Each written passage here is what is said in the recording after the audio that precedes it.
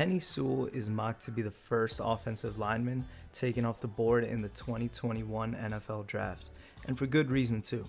The 6'6", 325-pound left tackle won the 2019 Outland Award given to the best college interior lineman, both O-line or D-line. He won that award as a sophomore, which makes it even more impressive as you see more upperclassmen winning this award. Past winners have included Quinnen Williams, Ndamukong Suh, and Aaron Donald, who were all top first-round picks in their respective drafts. What makes Penei Sewell an intriguing prospect is that he is entering the draft with only 2 years of college playing experience. Penei opted out of the 2020 college season because of the COVID-related concerns and focus on training for the draft.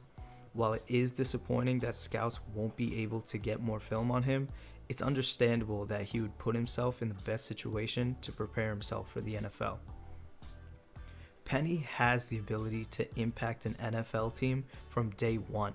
A prospect like him hasn't come out of college since Quentin Nelson from Notre Dame, who in the middle of his third year in the league is already a 2-time Pro Bowler.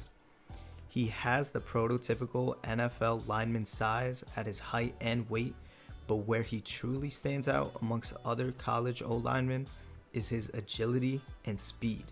You do not see guys in the trenches with the same quickness as him nowadays. His ability to get to the second level and block linebackers is something that is highly touted in the NFL. He has a very wide base and broad shoulders and a great wingspan. Where I would like to see him improve is his aggressiveness. He doesn't finish people to the ground like you'd like to see, but he more so pushes them out of the way. We have to look at the 2019 season to see his game film. The first game that I'm showing you is against Auburn in August 2019. Auburn at the time had a stacked D-line consisting of players who are in the NFL today, including Derek Brown, who was a top 10 pick by the Carolina Panthers, Nick Coe, and Marlon Davidson. They did end up losing this game 27-21, but Penei still had a great performance. So let's start the film. So right off the bat, you see him getting to the second level with his great speed. Here he is right here on the left side. He sheds number 1 over here, and then he immediately gets to this linebacker, which he blocks, and he allows for the running back to get through. Here we see him on a 1v1 with Nick Coe, who is at the edge, and Nick Coe is a very ferocious, very aggressive edge. So here you see how he handles that. So he tackles him head on, and it's enough for him to disrupt him, get him off balance, and actually be late to tackle the running back, and the running back ends up getting first down and more.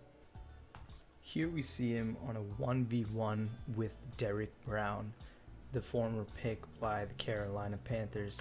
Now, Derek Brown is normally a 3-tech, so he's typically on the interior, but here he is as an edge rusher, and Penei and Derek are just on a one-on-one assignment, and Penei just pushes him out of the way. Great upper body strength by Penei, especially knowing that when scouting Derek Brown, you know that Derek Brown isn't just some normal guy that he's pushing around. Now, this is an NFL tackle, and he creates a big hole for the running back to get through, and that was just an outstanding effort. Here's another play you'll see that really stresses his athleticism and his patience. You see the D lineman run up to him and actually try to spin on him, but Penei Sewell is not having it. He anticipated it and played it perfectly. Justin Herbert still has no pressure in the pocket, and while he's unable to complete the throw, he had a great look. He wasn't pressured, and that is just another phenomenal effort by Penei. So we have to see how Penei does in a screen pass situation, and against this defense, it's actually a really good example. So you see him here on the left side, and watch how he quickly gets to that second level. He's already set as a blocker. Running back gets some room, gets the first down, and you know I had to put some kind of pancake, some kind of highlight of him leveling out a player. He just demolishes him. Just to see that in all real time, yeah, you want that from your offensive lineman. Another game we have is at the end of Oregon's season at the Rose Bowl against Wisconsin, where they won 28-27. The Badgers are a team that emphasizes trench players, so Penei was going through a tough test against a top 10 ranked team. So I'm going to show you something that Penei actually struggled with in this game, specifically on this play. He will get to the second level and watch his interaction with the linebacker right here.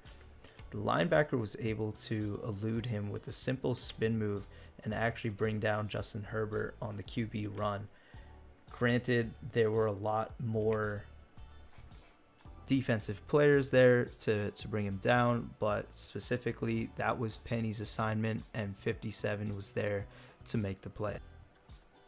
In this play, you see Penei's great awareness ability and the ability for him to think quickly on his feet. So here, he's guarding, he's one-on-one with this lineman who he brushes off and is going to attack the interior. But this defender is actually coming across the edge to get to Herbert. And the ability for Penei to just switch to the next person and delay a sack, which is great. Plus, Herbert made a great throw. Here's another play where Penei actually struggles with, and it's a 1v1 against Zach Bond, who's actually drafted by the New Orleans Saints this past year.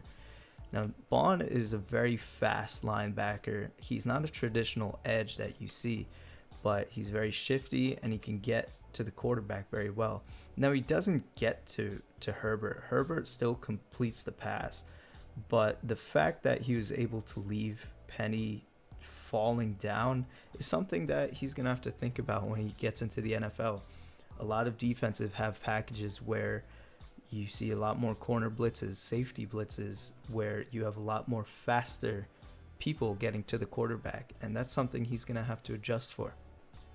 And on the final play that I want to show you from this game is just his ability to do what an offensive lineman is supposed to do, and that is give the quarterback time to get rid of the ball.